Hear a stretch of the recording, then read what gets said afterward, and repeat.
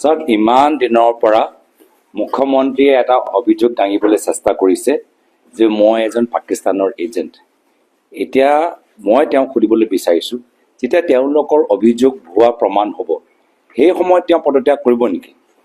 যেতিয়া যে June, July, August, September এইবোৰ চব যে তেওঁ তাৰিখ পে তাৰিখ যে কৈ আছে, এতিয়া এই যে পাকিস্তান এজেণ্ট যেতিয়া এই ভুৱা প্ৰমাণ হ'ব সেই সময়ত তেওঁ পদত্যাগ কৰিব নে নকৰে, এই প্ৰশ্নটো মই তেওঁৰ পৰা সুধিবলৈ বিচাৰিছোঁ। পদত্যাগ কৰিম বুলি কৈছে যদি নাই এইটো কোৱা নাই তেওঁ।